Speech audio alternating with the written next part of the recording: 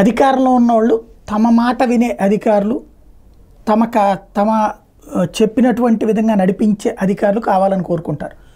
దాన్ని వాళ్ళ మనిషి వీళ్ళ మనిషి అని ముద్దర్లు వేసుకుంటూ ఉంటారు. ఇవన్నీ నడిచిపోతూ ఉంటాయి. జగన్ హయాంలో కీలక పాత్ర పోషించిన వాళ్ళందరూ జగన్ మనుషులు గారు, చంద్రబాబు హయాంలో కీలక పాత్ర పోషించిన వాళ్ళందరూ చంద్రబాబు మనుషులు గారు. వాళ్ళు ఐఏఎస్లు ఐపీఎస్లు వాళ్ళకు ఉన్నది. ప్రభుత్వాలు ఎలా చెప్తే అట్లా చేయడానికే వాళ్ళు సిద్ధంగా ఉంటారు. నిజమైనటువంటి నిష్పక్షపాతమైనటువంటి ఐఏఎస్ని ఐపీఎస్ని ఎంకరేజ్ చేసే పరిస్థితి ఆంధ్రప్రదేశ్ రాజకీయాల్లో 2009 తర్వాత నుంచి ఇది తెలంగాణ ఉద్యమం అప్పటి నుంచి పోయింది. అయితే ఉద్యమ వాసనలు లేదంటే కనుక పార్టీల వాసనలు లేదా కులపు వాసనలు నడుస్తున్నాయి. ఇలాంటి దశలో పవన్ కళ్యాణ్ గారు మరి ఏం చేస్తారు? చంద్రబాబు గారు ఇచ్చిన స్టాఫ్ని తీసుకుంటారా, ఆయన కొత్త టీంని పెట్టుకుంటారంటే కొత్త టీం ఆరంభం అయ్యే పరిస్థితి కనబడుతుంది. ఆయనకి కావాల్సిన వాళ్ళని ఆయనకి ఇచ్చే పరిస్థితి.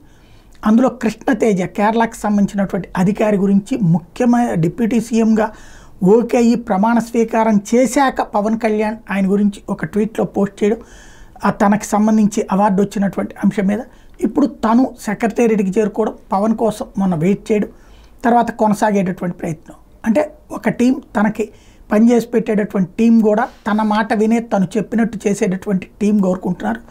అది రెడీ చేసుకుంటున్నారు అన్నటువంటి మాట వినబడుతుంది సచివాలయంలో.